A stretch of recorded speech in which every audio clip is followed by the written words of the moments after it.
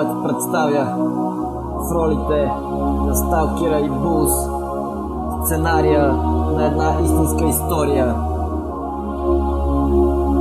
Цена. Слушайте.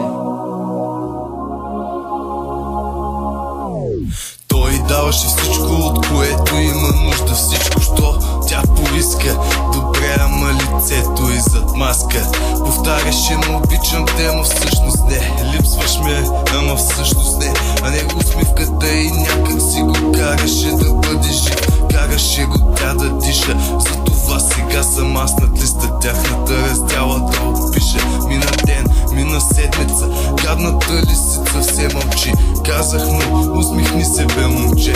Всичко пак ще е добре. Нямаше 2 дни обаче и я видях с богаташа от квартала. И осъзнах, че не знаех до сега любовта колко ефтина била. Завладяна била тя от една дебела баба. Нежността била забравена, от сумата тя била примамена.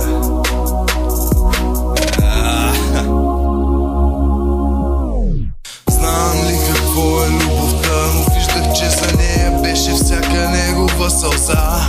За нея живота бил нещата, усмивката и се купуваше с пачка. Знам ли какво е любовта, но виждах, че за нея беше всяка негова сълза. За нея живота бил нещата, усмивката и се купуваше с пачка. Тя така и не разбра, че имаш това момче.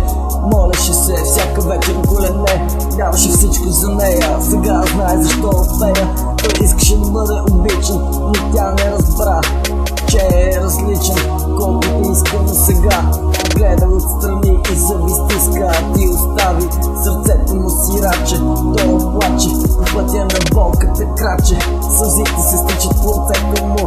Момиче така и не видя, че ти си в сърцето му. И пак попадаш в капан, сълзи облян, тъпността разпилян. Не умивай, аз ще бъда там, когато те боли. За мен си спомни, ще ти кажа нещо, слушателю. Никой, дори и тя, не може да те сломи. Изтъркано звучи, тя продаде любовта си за пари. Елиен поет. Знам ли какво е любовта, но виждах, че за нея беше всяка негова сълза. За нея живота бил нещата, усмивката и се купуваше с пачка. Знам ли какво е любовта, но виждах, че за нея беше всяка негова сълза. За нея живота бил нещата, усмивката и се купуваше с пачка.